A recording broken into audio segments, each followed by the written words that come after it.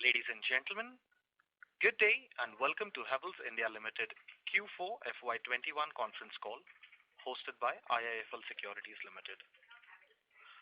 As a reminder, all participant lines will be in the listen-only mode, and there will be an opportunity for you to ask questions after the presentation concludes. Should you need assistance during the conference call, please signal an operator by pressing star then 0 on your touchtone phone. Please note that this conference is being recorded. I now hand the conference over to Ms. Renu Baid from IIFL Securities Limited. Thank you, and over to you. Thank you, Stanford. Good morning, everyone. On behalf of IIFL Securities, I would like to welcome you all to the 4Q FY21 earnings call of Havells India. Today we have with us the senior leadership team represented by Mr. Anil Rai Gupta, Chairman and Managing Director, Mr. Rajesh Kumar Gupta, Whole-Time Director Finance and Group CFO, Mr. Amit Gupta, Whole-Time Director, Mr. Rajiv Goel, Executive Director, and the IR team. I would now like to hand over the call to Mr. Anil Rai Gupta for his opening remarks. Thereafter, we can start with the Q&A. Thank you, and over to you, sir. Thank you very much, Renu. Good morning, everyone. I wish that you and your family members stay safe and healthy. The COVID wave, second wave, continues to be ferocious, spreading wider and deeper, though ebbing in certain early infected geographies. The overall magnitude, however, remains worrisome, inducing elevated fear across the nation. We have been responding to the emerging scenario with sensitivity and caution, prioritizing health and safety of all our stakeholders. Q4 sustained momentum of Q3 with growth across categories. Margins were broadly maintained despite a rapid rise in commodity costs. We remain focused on business stability, liquidity, and sustainability. We are confident of a recovery with progressively peaking of COVID, enhanced vaccination, and consolidation in favor of organized sector. We may now proceed for Q&A, Renu. Thank you very much, sir. Ladies and gentlemen, we will now begin the question and answer session. Anyone who wishes to ask a question may please press star then 1 on their touchtone telephone. If you wish to remove yourself from the question queue, you may press star then 2. Participants are requested to use handsets while asking a question. Also, as a reminder, in order to ensure that the management is able to address questions from all participants in this conference call, please limit your questions to 2 per participant. For any further questions, you may come back for a follow-up.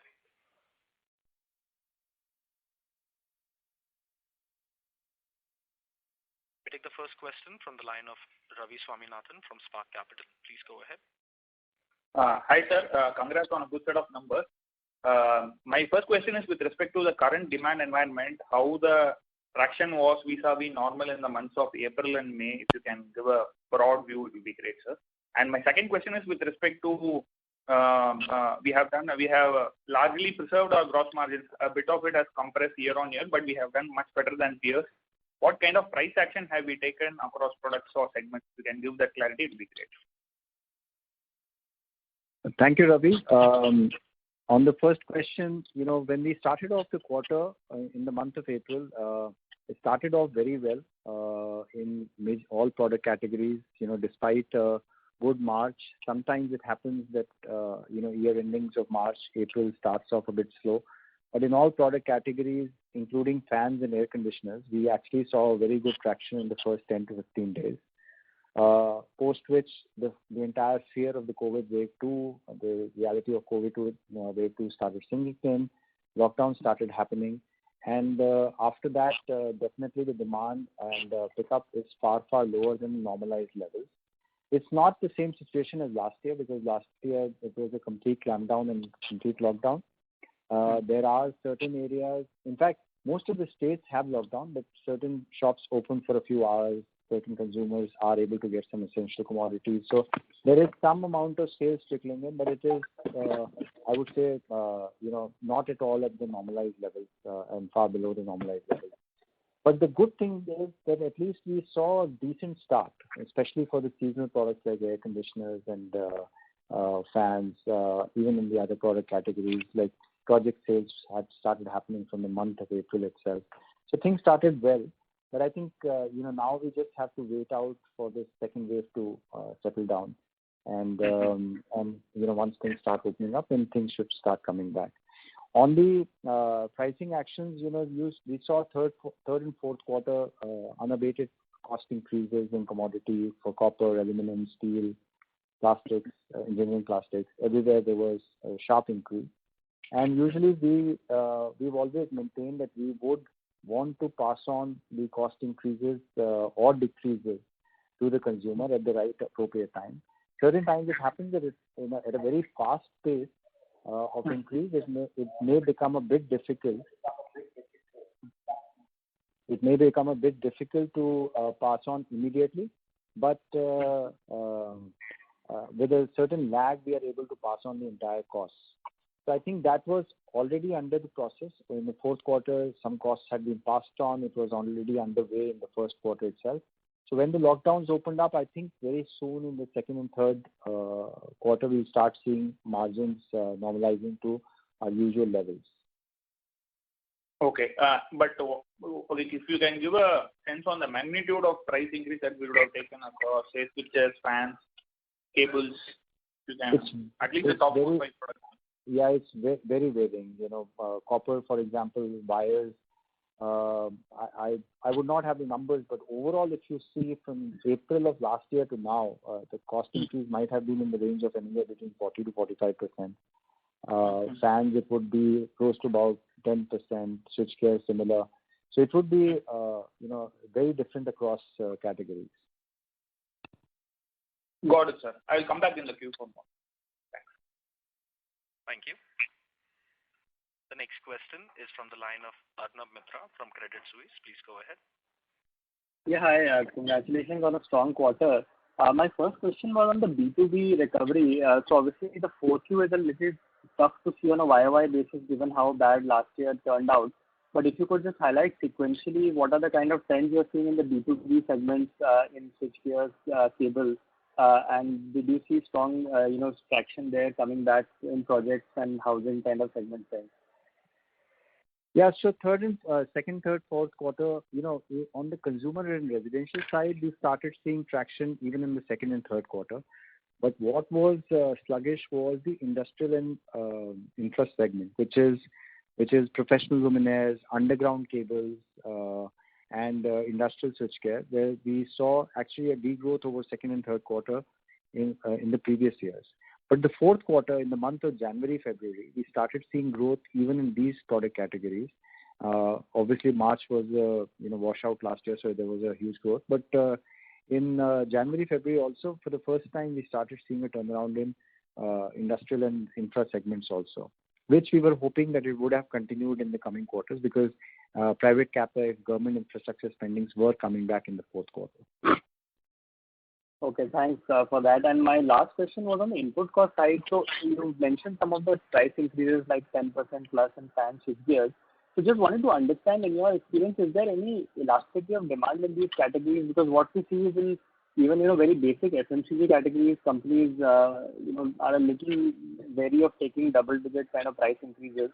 Or are you seeing the industry broadly take similar price increases across competition, and therefore it may not really have any demand impact? Yeah, generally speaking, as I said, it immediately gets passed on. And when I say immediately, within a quarter or so, it gets passed on to the consumer. Again, even a reduction. So, for example, if copper, steel starts coming down, then you will see a cost reduction or price reduction as well. So, I would say that, demand elasticity is not so high in our product categories. As I said, in case of cables and wires, we've seen, unprecedented price increase in the last year, but, demand continues to be there. Also, it could also be the fact that, last year we saw major shift from unorganized to organized sector as well. But generally speaking, it is not so elastic. Okay. Thanks. That's it from my side. All the best. Thank you. The next question is from the line of Naval from Emkay Global. Please go ahead. Yeah, thank you for the opportunity. Sir, just wanted to check, as you stated that this time around, and as we know that spread of COVID is quite, across villages and tier 2, tier 3 towns. And last year, recovery started from rural. So, any learning thoughts, which you can share how wallet share shift, last year we saw with strong growth coming back, can we see the same, this year as well? Because significant spending has gone into medical expenses, as we see for consumers. That's true. In fact, what we saw last year was that there was a faster recovery in the rural towns and the tier 2, tier 3 towns, and it took more time for tier 1 towns to come back. This time it actually could be the reverse, where tier 1 towns may actually come out of the COVID impact much faster, and tier 2, tier 3 towns in the rural areas, might take a bit more time for normalizing to happen. So, if we look at the rural segment in the electrical industry, we saw 100% growth for Havells last year, but it still constitutes only about 4 to 5% of the overall consumer and residential space for us. So it is still a small number. It has high growth potential, but yes, it could happen that the recovery in tier 1 towns could be faster than the tier 2, tier 3 towns this time. Understood. And second question is on share of voice slash ad spends. Now that has been curtailed in a big way. So how is there a structural change? How you are spending in terms of change of medium? Any savings? Will we bounce back now? In FY22 once the recovery starts, or it would be significantly lower than the normalized levels going forward also? No, I think if you see our third and fourth quarter spends, they came back to normalized levels. The major reductions happened in the first and second quarter because of, obviously the situation at that point of time. So we were hoping to bring back to normalized absolute levels, if not percentage levels, because, there have been certain shifts more towards digital marketing than just the traditional media spend. But it would have come back in a bigger way as compared to last year. So, I would say the good costs which were taken out last year, probably it was only advertising and promotions which would have come back. Understood. And lastly, if I can ask follow up on my first question. Sir, on the O2O model, what you had started last year, any trend data you can share? How many dealer distributors of the total network would be on that now? Any sales trend there? Yeah, so it's increased quite considerably, but it's still a very small part of the overall online business. As you can very well understand, the supply chains of the online platforms are it actually came back very strongly, because initially post the lockdown it was that localized sales were to be encouraged, but it has definitely given us a very strong, robust system of O2O. We have more than 1,000 dealers, in fact now more than 1,200 dealers already catering to that, but it's still a very small part. But overall in the last year, online sales has done tremendously well, has grown more than 100%. In fact, one of the areas, as we have always maintained, Lloyd distribution strategy has completely changed in the last 3 or 4 years, but still online was not a big part of Lloyd. This year, starting January, we came back in a big way, and we actually entered online also in a much bigger way. But that actually didn't happen because of the season. Otherwise, we are now present fully online for Lloyd as well. So the online did a very good growth last year. Okay. Thank you so much, and wish you all the best.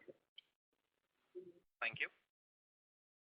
The next question is from the line of Latika Chopra from JP Morgan. Please go ahead. Yeah, hi. Thank you for the opportunity. I have 2 questions. The first one was on the Lloyd business. If you could share your thoughts on the competitive landscape in the air conditioner category, how your market shares are tracking, are you witnessing more aggressive pricing behavior by some players, and update on the recent launches that you've done there. And the second question was on the PLI scheme which was announced. If you could share some thoughts on your approach on this front. Thank you. Okay, on the ACs, in fact, if you look at, because there was unprecedented cost increases, so we can't really see quarter-on-quarter performance, because in this industry we've seen more tendency by the distribution to actually stock in advance if the season is coming, and they stock even more when the prices are going up. So actually, third quarter we saw a lot of pre-stocking happening for certain brands. But if you look at the entire year, probably Lloyd is the only I would say company in this category who would have actually grown despite April and May being washed out, which was the higher season. So we've actually seen significant market share gains, though we had lost certain market share in 2019-20 because of the distribution revamp. But we have significantly gained market share in 2021, which actually made us grow in a tough year, with as I said, with 10.5 months of sales. And this is definitely a very positive step for Lloyd. There is, a lot of things happened during the year in the AC industry. China import of air conditioners was banned. PLI scheme was supposed to be coming in, which has now finally come in. And the cost pressures were there throughout. So I think, generally speaking, there was maybe a bit of a delay in passing on the entire price increase to the market because of the impending season and people were waiting for the season. I think generally, once the lockdowns open up, the entire cost structures would have been passed on to the market, because there was a significant cost increase in air conditioners also. But the coming season, I think coming times, there is very positive steps towards the AC industry. As I said, now it is purely dependent upon India production. It is not based on cheap imports. And secondly, the PLI scheme should also help, if not entire landscape as we were expecting. It was supposed to be coming for finished goods. But even if it is coming for the components, it should help improve the competitiveness for components, and hence maybe some amount of cost reduction in the overall product. Sure. And would you want to participate on in the PLI scheme on the Well, we are still evaluating, since we are more of a final product player, finished goods player, and we have a very well integrated manufacturing unit. But in certain components, we may participate or we may not participate, because we still buy those components like compressors and products from outside, and it all depends upon, we have to still see the final scheme. But we will do it only if it makes sense for us to put in that kind of capacity. If we find that it is better to actually buy from outside people who have participated in PLI, then we will do that. Sure. Thank you so much. Thank you. The next question is from the line of Siddharth Bera from Nomura. Please go ahead.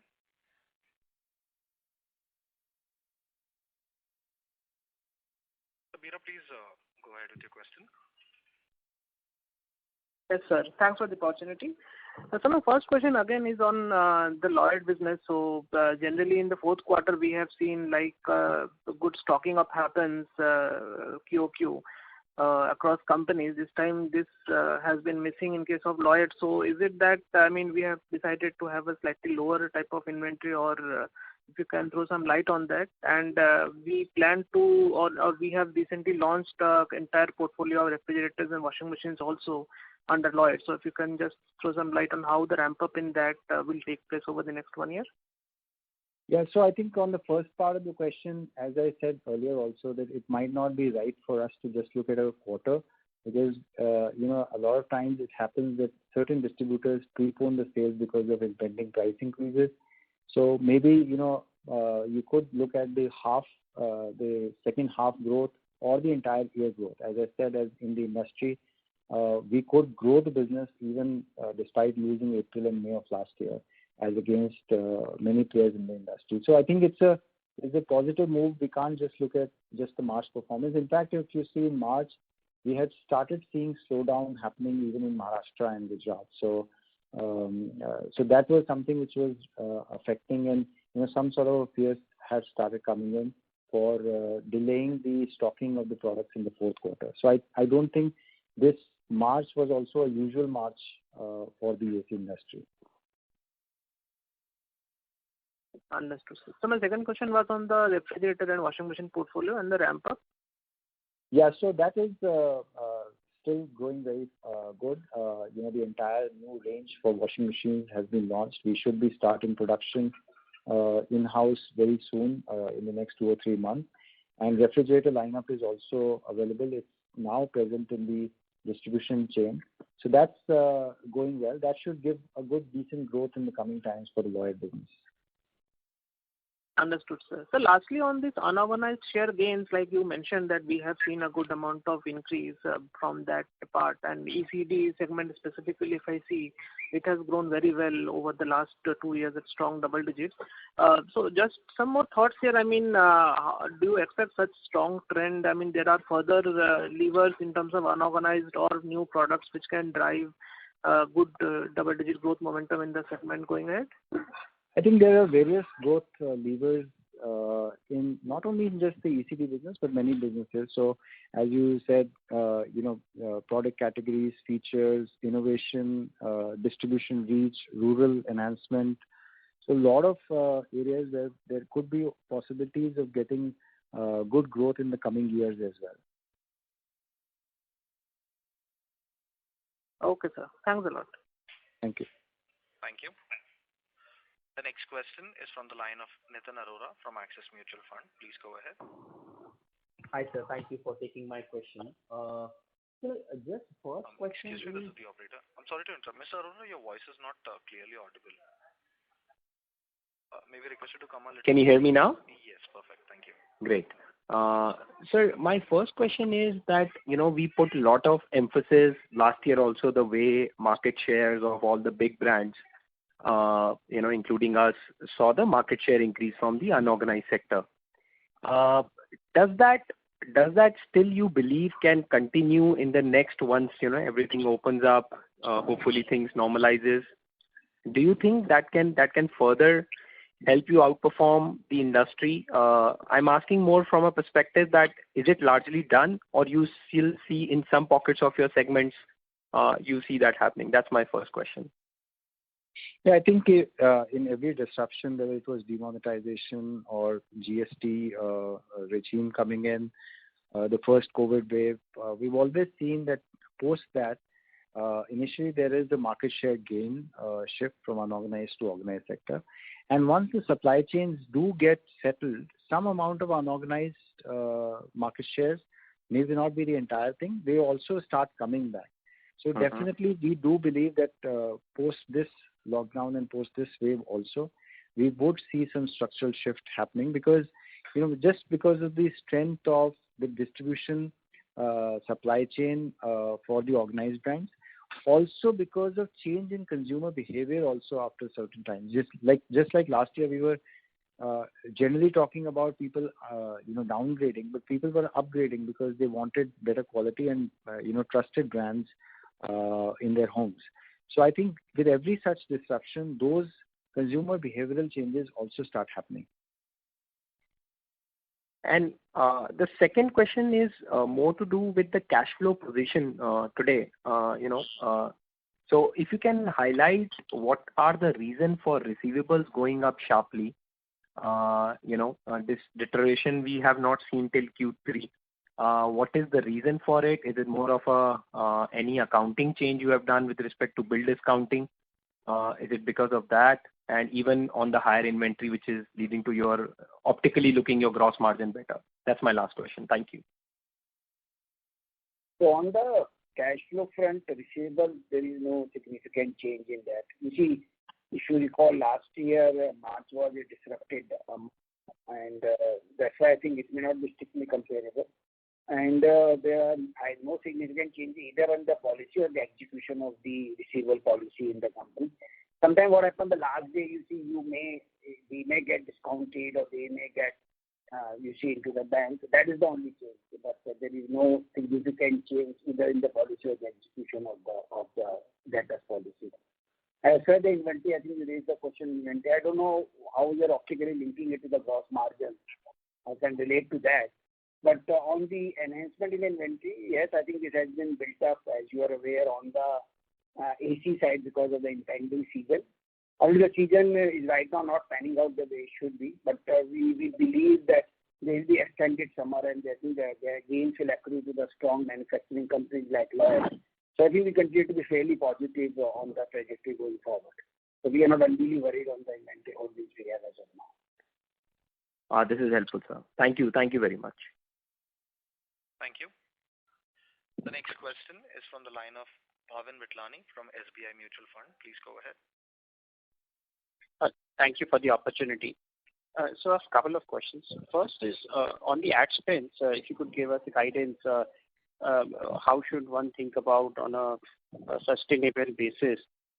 You highlighted that you're looking at an absolute spend, so I think normalize your FY19, it was somewhere around 375 crores. That will be useful. I could not hear you. The question was not clear, Bhavin. Can you please repeat because you were breaking in between? Oh, great. So the question is on the ad spends. You mentioned we are expecting normalization, but you also highlighted that you're looking at an absolute spend. So it will be useful to get a view on the ads. No, I think it's not the right time for. First of all, we generally don't give guidance on figures, neither in revenues or expenses. So if you are trying to elude me to give you a figure of advertising, I don't think I'll be doing that in this call. And secondly, it is still very early because right now we are coming out of the second COVID wave, and then we will further be evaluating how the next 9 months look like. So that's how we'll be evaluating our advertising spend. As I just mentioned generally that last year was definitely a aberration because the first 6 months practically there were no spends on advertising because neither the markets were fully open nor the media spends were happening. So it's only practically the second half where we came back to normalized levels. Sure. The second question is on a 2-year basis. If you could give us what is the kind of annualized capex that you are budgeting for, and what are the areas that the capex will be incurred for? Yeah, so we were looking at about 500 crores of capex this year. Again, this will be further reviewed because of the lockdown situation. But generally speaking, for the next couple of years, we are looking at overall about 1,000 crores in total capex. And primarily it is mainly capacity addition in most of the product categories. Sure. Any specific areas where a larger proportion of these capex, because there was a mention about a new AC factory in South India. Yeah, so this again is under evaluation right now because of, as we said, because of the import ban as well as the PLI schemes, which we still are evaluating. And definitely this seasonal disruption which has happened in this year would also force us to review the entire timing of this capex. Sure. The last, which is a follow-up on this, there is a tax benefit of 17% income tax on the new facilities. Are we also looking at new subsidiary and any view on a 2-3 year basis tax rate that we could expect because of these benefits? No, we are not looking at a new manufacturing subsidiary for a new plant because we do believe that all our expansions would happen in the existing businesses that we have. Sure. Thank you so much. These are my questions. Thank you. The next question is from the line of Sonali Salgaonkar from Jefferies. Please go ahead. Thank you for the opportunity and congratulations on a great set of numbers. So my first question is regarding the distribution. Where do we stand in terms of our current pan-India distribution? And also, we have been focusing more on the expanding in the rural. So what proportion of our distribution is accounted by rural currently? Okay, in terms of, first of all, overall expansion and outreach of our channel is a continuous process. We now have more than 10,000 direct billing points. but we have touch points which are in our system of more than 125, 130,000 outlets, which either are catered directly by our distributors or indirectly by our wholesalers. So that's a number we already have in our system. There might be many more, but this is what is tracked. And as far as the distribution in the rural area goes, we already have covered more than, and when we talk about rural, unlike the FMCG, we are talking about 10 to 50,000 population. So we've covered more than almost 80% of the population, which is about 3,000 towns. We've already reached about 2,300, 2,400 towns with a distribution channel under them, and that's catering to almost about 30,000 outlets. So in terms of numbers of outlets, we are about 20%, but in terms of sales in rural, it's about 4 to 5% of our consumer and residential business. Understand, sir. So, and second question is regarding the product mix in Lloyd. With the new variants being launched and the new categories, and as they ramp up over the next 3 to 5 years, what kind of a product mix shift do you expect in Lloyd? Well, I think, we continue to believe right now it's almost 70% air conditioners, and we have, we will be putting more focus on washing machines and refrigerators, which will be a growth category. But we also do believe that, air conditioners will continue to have a very good opportunity for growth in the coming times. More because of, again, the government's push for Indian manufacturing in this segment, plus also export opportunities in the coming times. So I believe, it's difficult to predict right now a number, but we will be looking at very fast growth opportunities in all the three major categories of Lloyd. Understand. Sir, and lastly, if I may, what has been the growth of our rural sales over the past 1 year, sir? Thank you. It's been more than 100%. Okay. Thank you, sir. Thank you. The next question is from the line of Rahul Agarwal from InCred Capital. Please go ahead. Yeah, hi. Thank you. Good morning. Am I audible? Yes, you are. Thank you. Congratulations to the team to deliver such set of results even in a difficult year. I had two questions. Firstly, in terms of planning and budgeting, right? I mean, last year, whatever we have done, obviously COVID disrupted, and fiscal 21 was a very different year than what was thought about, early January 2020. Similarly, this year, Jan 21, we would have planned for fiscal 22, sorry.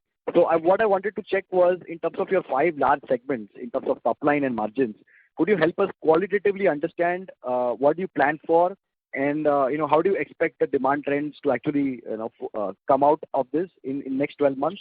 Purely in terms of if you can exclude the COVID impact, and just generally in terms of how do you see the market performing in India, the demand, rural, urban, that's fine, but regionally, anything you can add color qualitatively would really help across all your 5 segments. That's my first question.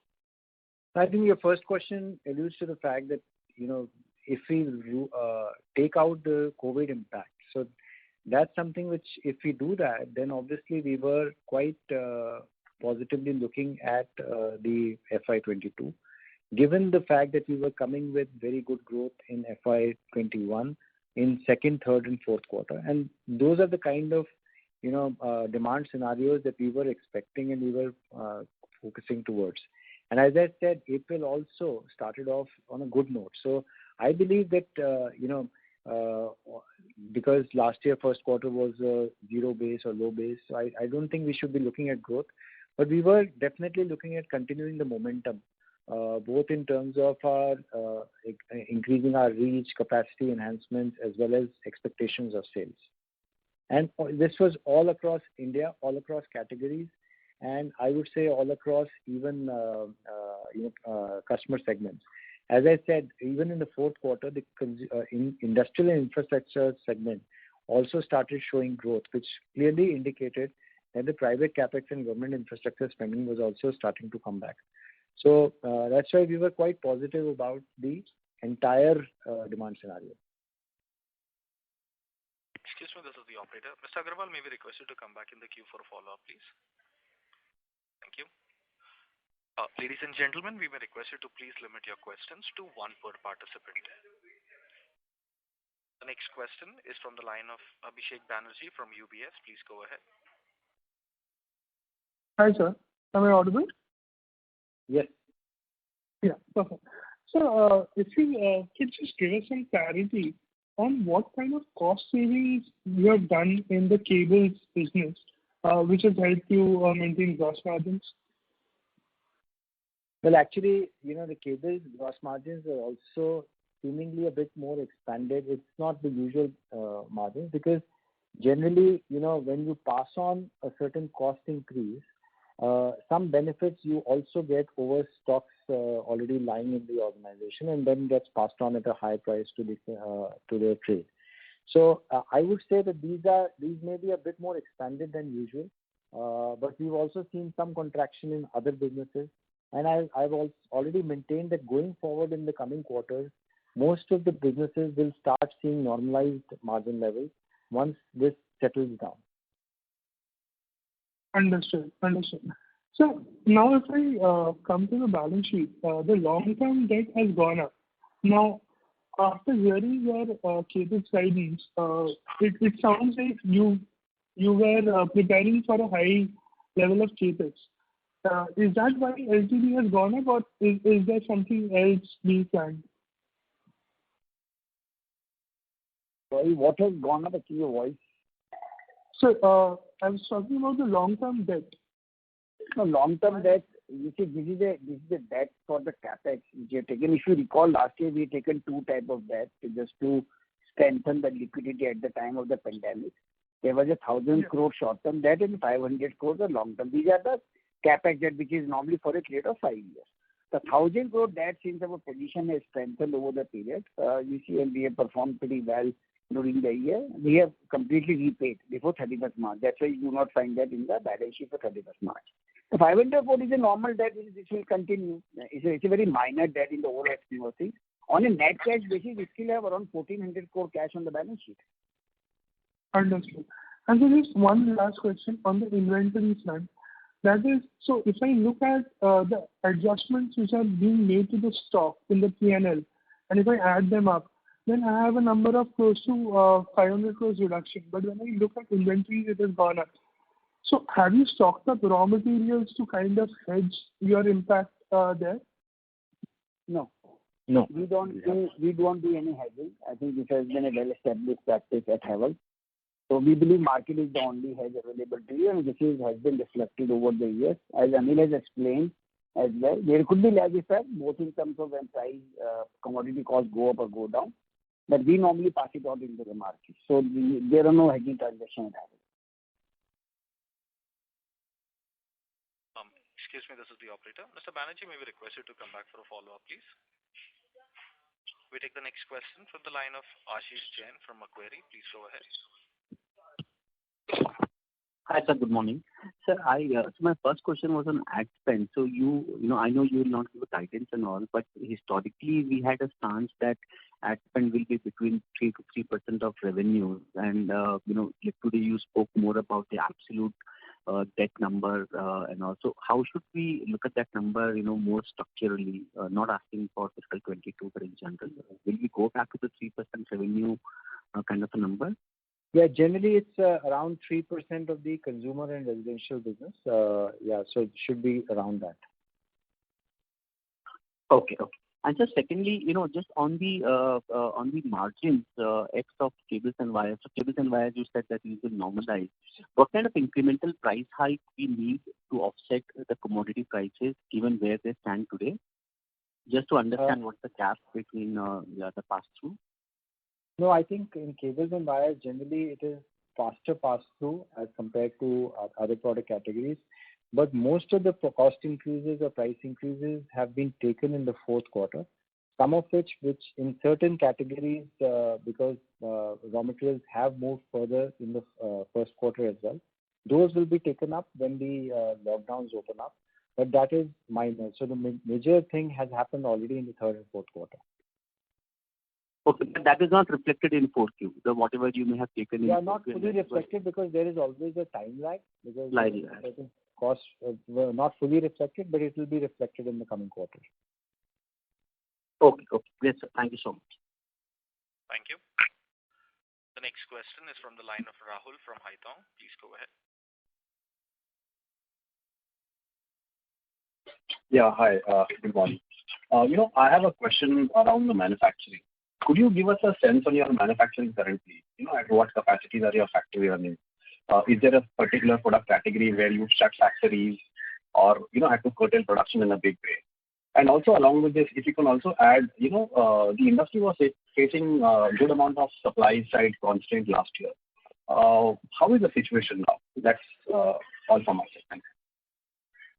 No, I think this would not be the right time to actually look at capacity utilization during the COVID time, because this is right now very flexible, because as in many of the product categories, we had built up inventory for the season. Those productions have come down. Overall, because of the lockdown situation, anyway, sales will have to has come down. So the capacity utilizations get adjusted, and suddenly after the lockdown opens up, we believe that the capacity utilizations will come back to the normalized levels which it was there in FY 2021. So this would not be the right time to be talking about capacity utilization. And generally speaking, last year what we saw in supply chain constraints, post lockdown, it could be possible that from the unorganized sector we could see similar issues. But this was not really a complete lockdown as last year. So the factories still are generally running. So I don't think that there will be huge supply chain constraints in this year. Because, last year there was, initially raw material shortages also and all that. But this year this may not happen. Okay, thank you. That's helpful. Thank you. The next question is from the line of Aditya Bhartia from Investec. Please go ahead. Hi, good morning, sir. Morning. I just want to understand how you're thinking about participation in the PLI scheme for lighting. And in the lighting space, generally, how are you seeing the competitive intensity? Some of the smaller players who had entered in and who were spoiling pricing, are you seeing them exiting the market? Not speaking about the current month or so, but the trends that you have seen in the last 6 months. Yeah, I think generally since last year or so, the competitive intensity has gone to bigger brands and trusted brands rather than just brands which are just importing low quality products from China and selling. So there is some amount of shift which has happened in the lighting industry. As far as the PLI is concerned, again, just like in ACs, the PLI has come on components rather than on finished products. So our participation will be very limited in this, because it could be certain components, but certain components that we manufacture in-house, we may participate. So it is still under evaluation. Understood, sir. And so in wires and cables business, given that the market is incrementally moving more towards organized, do you think pricing power will structurally improve in this segment, and even the pass-through of costs will start happening on a much quicker basis? Well, I think generally, wire and cable industry is one industry where there is a clear distinction between organized and unorganized. And organized play at a certain price segment because of the quality of the product, and unorganized plays at a very different level.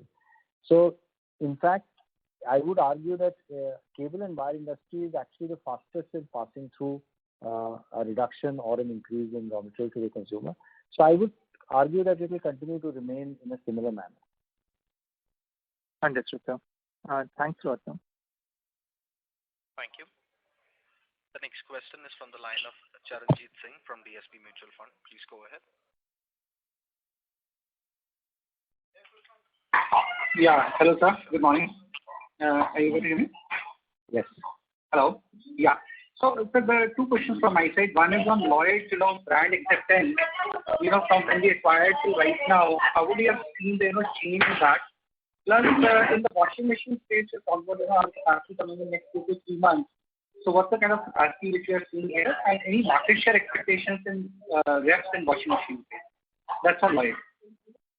No, so as far as air conditioners are concerned, I think I've maintained in the past as well. So it's a journey which is happening, and the acceptance for Lloyd brand for air conditioners firstly among the trade and then amongst the consumers, is increasing day by day. And that is a very positive sign. And it's a journey which is continuing. So that will happen. And not only our presence in the wider channel, but also acceptance from the consumer side because of the quality of the product is continuing to increase. Our market share in washing machines is still at a very low level, low single digits level. So we have huge opportunity to grow there once we really capitalize on the distribution channel and the brand that we've created for this.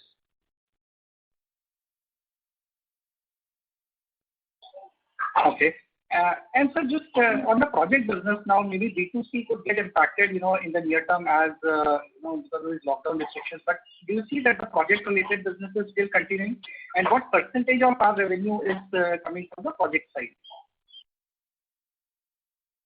So projects, when I say, it's within consumer and residential also there are projects, and within industrial infra there are projects. I would say that, there is a better sales for project sales as compared to pure consumer sales. But it is because of the lockdown, there are so many areas which are completely shut down. The construction is also stopped. Certain projects which are, private capex happening, government spending is government infrastructure is happening, there it is continuing. But everything is at a much lower level than normal level. Excuse me, this is the operator. Mr. Singh may be requested to come back, please. We take the next question from the line of Pulkit Patni from Goldman Sachs. Please go ahead. Sure. So thanks for taking my question. So the first question is in continuation with somebody else asked, maybe you didn't word it properly. Basically, your capital employed in cables and wires has doubled compared to last year. Now, this could be because of two reasons. One is because commodity prices have risen so much. The second could be that we are just keeping more copper as a hedge for our future production. So the question is, which of those two are true? Is it that we are keeping more volumes, or is it just the mark-to-market impact on the inventory? So, Pulkit, there will be some impact of the inventory value because the commodity cost has gone up. I think that's definitely be there. But the other third scenario could be, and which is that your creditors have gone down. You see, we had a lot of cash, and sometimes we just decide we can just pay them in cash rather than keep the creditor, because you're looking at working capital. The reduction in creditors also acts with the working capital. So this could be the third scenario also, while you just pointed out two scenarios. So this is what has happened. And let me just clarify. We do not keep too much inventory just in anticipation to see that the prices will go up, because I think we are very poor at anticipating what the cost of the commodity will be next year. That's not our forte, and we don't delve into something which is not our forte. Sir, very, very clear. So my second question is, this classification of water purifiers and others, any specific reason? Because, water heaters and everything is still part of consumer durables. Why water purifier should be others? No, this was something which was done 4 quarters back, not this quarter. No, yeah, just to understand reason, sir. I know. The reason was that there were budding businesses. You see, there are businesses which are budding. So what we have done, a lot of people ask what are the investment in those businesses, how to business doing. That's why we did that 4 quarters back for more clarity. I think it is on the demand of a lot of investors only, that they want to know what are you doing in these products. And that's why all these nascent businesses which were allocated to the sort of others category. The other thing is it's also a bit different than the normal consumer durable business, because the channel here, goes from the electrical consumer durables to the Lloyd kind of distribution channel also. So it's a different sales team, different distribution channel. Also, the installation is very different. It also depends upon AMC revenues. So it's actually very different than the ECD business. So hence, it would not have been appropriate to put it in the ECD business. Understood, sir. Very clear. Thank you for that. Thank you. The next question is from the line of Bhumika from DAM Capital. Please go ahead. Yeah. Good morning, sir, and congratulations on a good set of numbers. Sir, I just wanted to get a sense on the channel inventory for the AC segment. And, if I remember correctly, last year we had, relative to the market, much lower inventory. And this year, there has been probably a slightly higher inventory, plus the raw material prices are inching up. So how quickly will we be able to take price hikes to kind of pass on this impact? And my second question, if I can squeeze in, is, given the spread of COVID into the smaller towns, do we think that, the last year when markets opened up, there was huge pent-up demand and which came back into Q2, Q3 and Q4. Will that happen again this year, or do you think that will be a challenge now? So as far as inventory is concerned, yes, there is, again, the lockdowns happened just before the season started building up. So usually for seasonal products like ACs and fans, we do build up inventory because, during the season, it becomes difficult for the production capacity to take care of the demand. So there is high levels of inventory, both in fans as well as air conditioning, which will get, even over the next few months. It will not happen immediately because definitely the most peak season of April and May, we would have lost. So it will even out over a period of time. And second question was, yes, you're right. I've already said this, that this time the recovery of pent-up demand could be initially more from the tier 1 cities and then move on to tier 2, tier 3 towns, because probably the wave started more in the tier 1 cities this time. So it could be actually the reverse rather than what happened last year. Right. So if I may just, just to follow up on the inventory on Lloyd perspective specifically, this year with the raw material prices going up and the competitive intensity, last year we did see improvement in Lloyd margins. Does that come into some bit of a challenge into the current year? Other than the fact that, that we've lost the season and hence there'll be some unabsorbed manufacturing expenses. Otherwise, from a pricing positioning point of view, I don't think we should be over a longer period of time, we should be in a worry of the margins.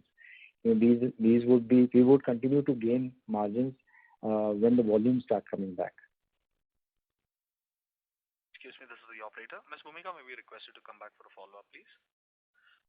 We take the next question from the line of Ashutosh Garud from Ocean Dial Asset Management. Please go ahead. Yeah. Hi, sir. Am I audible? Yes. Yeah. So my question is that last year, once the lockdown kind of a scenario came in, there was lot of volume growth which happened through market share gain. So since we are into a similar kind of a situation even this year, so do you think that we would be in a position to further improve our market share gains, which would eventually compensate for, eventually get into a volume growth kind of a scenario? Or since you mentioned that near-term pressures are there from a demand perspective, so or do you think that the demand itself has gone down dramatically in the near term? Sorry, your question is not very clear. I mean, you're saying I'm saying last year. I'm saying last year we saw a lot of demand coming in from Q2 onwards, even though there was a kind of a lockdown scenario. And now that in Q1 we are facing a lockdown scenario, do you think that the demand has actually gone down significantly as compared to what we saw Q2, Q3 last year? That was my question. No, how can we predict the demand in the Q1 when there is a lockdown situation? Right, today the shops are closed. How do we know that what the consumer whether the consumer demand has gone down? Yes, because if the consumer is not lifting from the shops, if the shops are closed, then the demand is definitely down just like last year. So we do believe that the demand will come back to normalized levels. Whether it happens in June or July or August, it's difficult to say right now. We talked about this question of market share gains. I've also said that in the past we've seen that when a disruption happens and when we come out of a disruption, definitely organized brands do gain market share because of strength of supply chain, distribution, reach. All those things contribute to market share gains. And so hopefully, yes, we should be seeing market share gains, not only from the unorganized sector, but there will be certain shifts within the organized sector as well. So we should be aiming for that kind of market share gains when the lockdowns open up. And I didn't say that the demand will look weak in the coming months. In fact, it could be the other way around. But we don't know right now yet how things will pan out. And this is something when, only when the markets open up. In fact, I would argue that, the reason I'm saying that the tier 1 would be a better turnaround this time initially as compared to tier 2, tier 3, because last year, there was problem of complete construction sites closing down, migrant labor going away, and they took a lot of time for them to come back and start of construction activity. This year, you'll find that it has not happened in the same intensity. So things are running normal even today, maybe at a much lower level. So it should not be the same problem in tier 1 cities as compared to as what we saw last year. Excuse me, this is the operator. Mr. Garud, may we request you to come back for a follow-up, please? We take the next question from the line of Mayur Patel from IIFL Asset Management. Please go ahead. Hi, sir. Congrats for a good set of numbers. Sorry, I missed out some of your comments on the price hike. Can you just guide us that what the extent of price hike required out, excluding the cables and wire segment? In the other segments, any range can you guide that to fully pass on the commodity pressure? How much is the price hike required? It's varying between product categories. We have like 25 product categories. It ranges for industrial switchgear, maybe around anywhere between 12 to 15%. For products like fans and appliances, it could be anywhere between 8 to 12%. So it all varies from product to product. But as I said, as and when things start changing in the raw material side, product costing starts getting passed on to the consumer, both upwards and downwards. So a lot of it happened in the third and fourth quarter, and some of it, which has happened in April and May, will happen just right after lockdown also. Sure. And just one more question on that same question. In the white goods segment, especially the Lloyd segment, there how much price hike will be required, and what would be our strategy, because a good part of the season will be behind us? Would we wait for the next season to come in, or what would be our strategy to pass on the commodity price hike? No, in fact, most of the price hike which was supposed to happen has already happened in third and fourth quarter. Because again, in cables and wires and air conditioners, where there are margins are lower as compared to, electrical consumer durables or switchgear, if the price increases or reductions happen faster than the other product categories. So it actually happened in the third and fourth quarter already. So we hope if the raw materials continue to remain at this level, so this will sustain over the coming months. We can only hope that the raw materials do come down to normalized levels, so that it does get passed on to the consumers also downwards if possible. Excuse me, this is the operator. Mr. Patel, may we request you to come back for a follow-up, please? Ladies and gentlemen, we take the last question from the line of Ashish Poddar from Anand Rathi. Please go ahead. Yeah, thanks. So I have two questions. One is on the AC business. So like you mentioned that there was some pre-buying during Q3, perhaps that also impacted our Q4 performance. And after this lockdown, retail sales has impacted, while inventory in the system has been quite high. So do you think that the current inventory in the channel and at the plant, especially from your business perspective, from primary sales perspective, it will take much longer to replenish those inventories, and perhaps you will be looking in the upcoming festive season for refilling the channel in that sense? So this is one. Yeah. Second is on the cable business. We saw a large expansion in your margins, which you alluded that it may not continue. But on the Lloyd business, we see very strong operating leverage in Q4 when your sales is high. This time also we saw QOQ expansion in your revenues, despite the margins were depressed. So any outlook on margins in the Lloyd business? Thank you. So on the question of inventories of air conditioners, yes, the inventory levels are high in the system, both on the company's level, and if the lockdowns open after the season passed away, so it will take definitely longer than other product categories for the inventories to come down to normalized levels. So it all depends upon how demand pans out, at what time the lockdowns open up, what kind of pent-up demand comes from the air conditioning segment. And secondly, as far as air conditioners are concerned, again, it would be a very short period to look at the margins because, as I said, sometimes it happens that the cost increase pressures are there, and it takes a little bit more time, and it happens in ACs faster, but it took some time for the cost to get passed on completely. So there could be a little bit of margin pressure. But as I said, if the cost increases by 5%, usually in the industry it will get passed on to the consumer by 5%.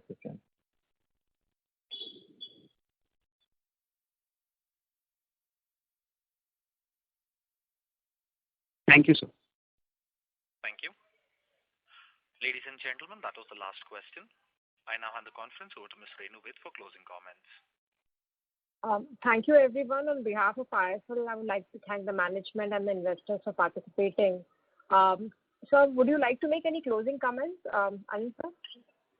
No, thank you very much, Renu. I just hope everyone remains safe and healthy during these times and we come out of this COVID crisis very soon. Sure. Thank you so much, and thank you everybody for participating. Thank you. Thank you. Bye-bye. Thank you. Thank you very much. Ladies and gentlemen, on behalf of IIFL Securities Limited, that concludes this conference. We thank you all for joining us, and you may now disconnect your lines.